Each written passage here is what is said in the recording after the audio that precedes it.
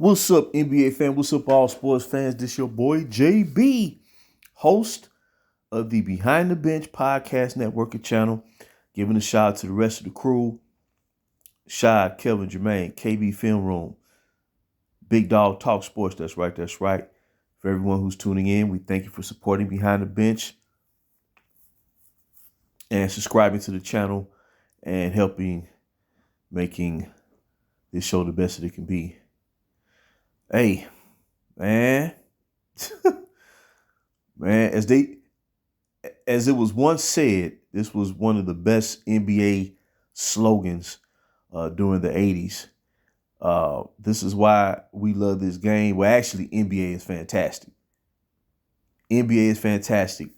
And these playoffs have been, to me, very poignant, very competitive, and hopefully the NBA will look at this and respond accordingly and understand that they don't have to cater no more, man, and just continue to move the league forward. When I say move the league forward, I'm not talking about, changing rules, trying to make it easier to score, trying to capitulate, nothing like that. But you have too many young stars, superstars, that are showing that they can carry the mantle and help lead this league to an amazing success throughout the second half of this decade of the 2020s. And we saw an example of that tonight. This is a game recap, game 2 of the Western Conference Finals between the Dallas Mavericks and the Minnesota Timberwolves. Timberwolves entered the game down to Dallas. Dallas won the first game by 3 points. And they did their job. The worst they could do was, leave Minnesota with a split. But a funny thing happened, man. Luka Doncic. Luka did it again. Luka is lethal. Luka is dangerous. Luka is fearless. And he strikes fear in the opponent, man. And he has shown this same mentality throughout his young career. And he hit arguably the biggest shot of his playoff career to date when he hit that step back 3-pointer on Rudy Gobert tonight that helped the Dallas Mavericks win on the road by the score of 109 and 108 to take a 2-0 lead versus Minnesota, going back home for game 3 in Dallas. Larry Bird made a statement once. He said, everybody say they want to be the man, but when it's time to be the man, they don't want to be the man. Well, we saw someone who wanted to be the man and how the team gravitated to making sure that he was going to be in position to win that game and to lead. When you see a superstar do what he do and how he do it, it reminds you of those superstars in the past, pre-super team, who had to truly lead their troops. It's a beautiful thing to see, man. Because when when you're watching that and real is taking place, man, you just get, it's almost like you get goosebumps watching it. Now, like I said, Dallas Mavericks, they're not my team. But right now, my mindset is respecting every team out there that's doing it the right way and whose top guys and looking to have players trade off or leave, doing free agency to go elsewhere to, try to stack the deck and form a super team. Them days are over. Them days are over in a big way. And, technically the series is not over, but in the back of your mind, you kind of know that it is. This is the type of individual, man. He not gonna falter, man. And the guy had another 30-point triple-double,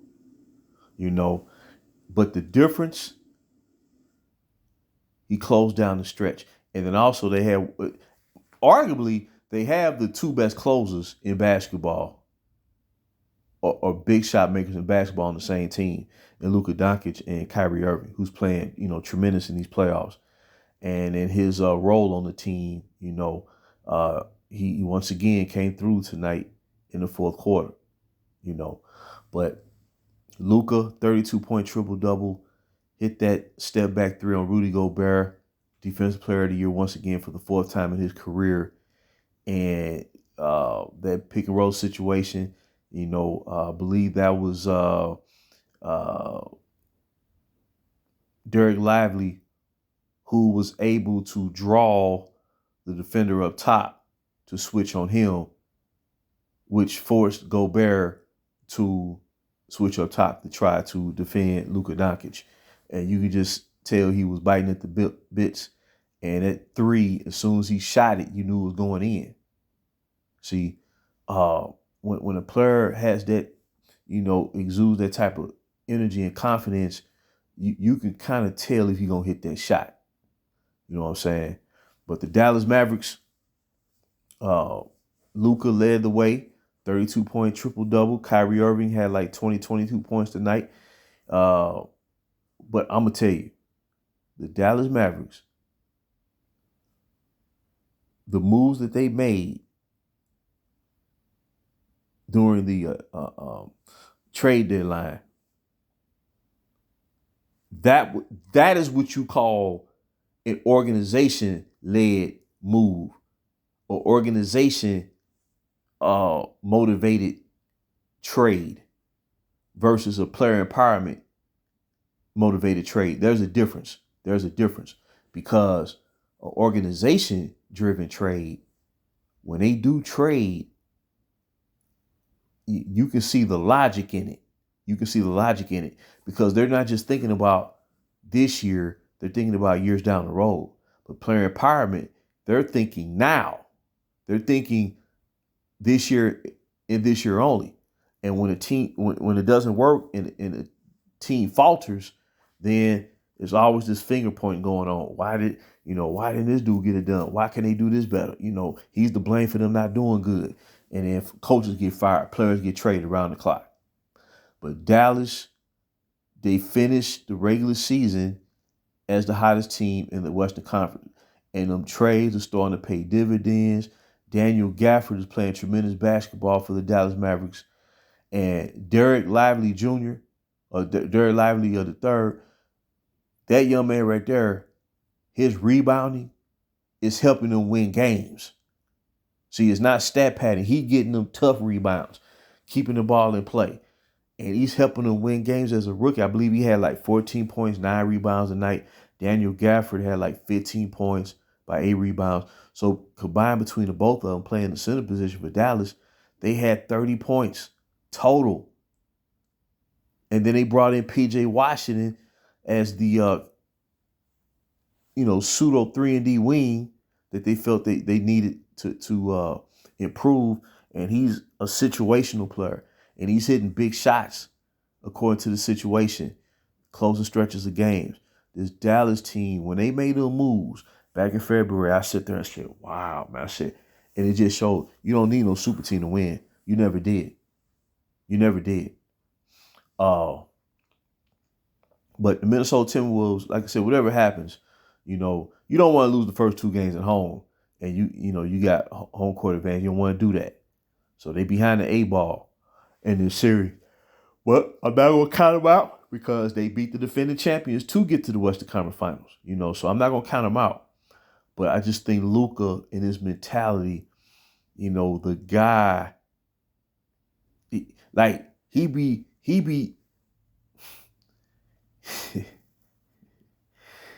be snatching souls out there, man. He goes for the heart. Like he was, I mean, daggers. That's what I'm trying to say. Dagger shots. That shot he hit on Gobert, that was a dagger shot. And when he shoot those type of shots, and when he makes it, when you see the ball go through the hoop, man, you just be like, man, it'd be that type of reaction, and you knew right there, Minnesota, wasn't gonna come back and win that game. But on Minnesota side, they was up by 18 during the first half. And, when you have a lead like that, especially at home, I think their issue is, well, for one, quick note on Anthony Edwards, man. As a young superstar in this league, man, I respect what he did throughout the course of the season. But the problem is, and this is not his doing at all. This is not his doing at all. When these talking heads come out here, man, with an agenda, and it's always to try to discredit Michael Jordan and what he achieved in his career, which I never thought we'd see. I never ever thought that that you would see an attack on Jordan in his career the way that he has had to experience that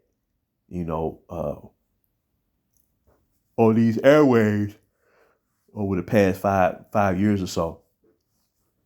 But nonetheless, I believe he's been trying to play into this notion that he is,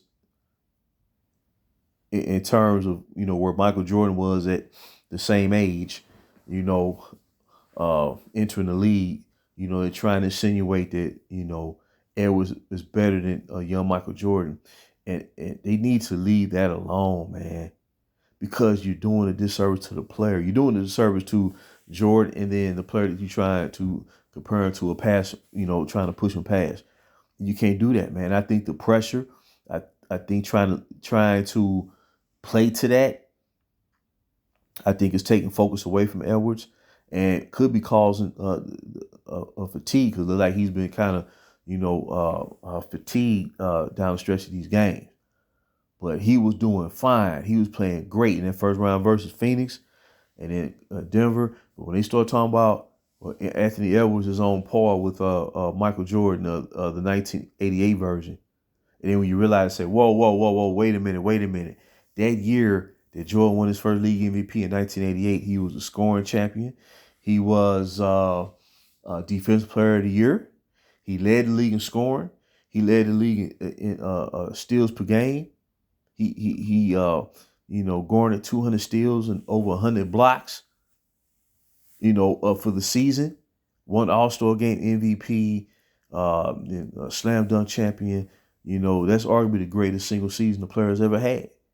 And when you start talking about he on par with 88 Jordan, it's almost like a hex was placed on Edwards at that moment, because he ain't played the same since that comment was made. He hasn't played like he did early on in the playoffs. But yeah, man, I just think this Jordan obsession, man. I just think it's bringing the sport down, it's bringing the commentary down. It's almost like the impression that I get is, these talking heads are leading the young generation coming up that have gravitated to the NBA and basketball. It's like they only watch the talking heads only watch the game to try to prove that they're better than players of generations past. That it's like there's no true, uh, it's like the players of today that is like they're being exploited to try to prove that Jordan's era of basketball was, as they like to refer to, as trash. You know what I'm saying? And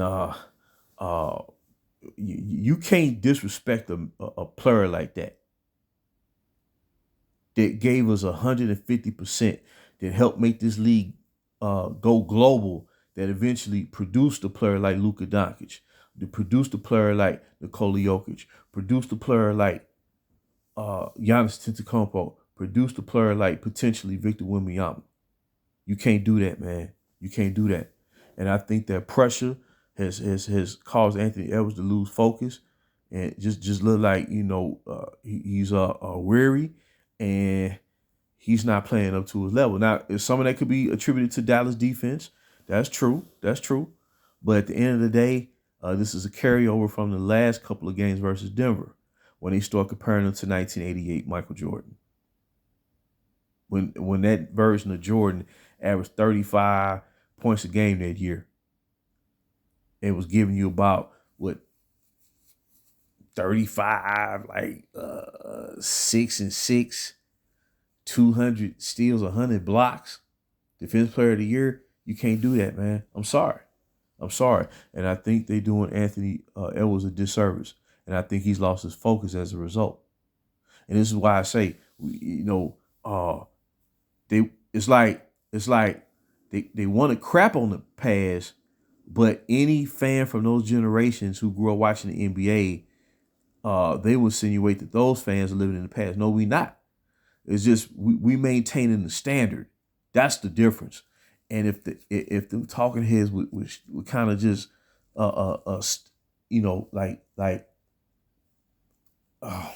if they could just take a step back and let the league evolve naturally, you know what I'm saying? But they don't want to do that.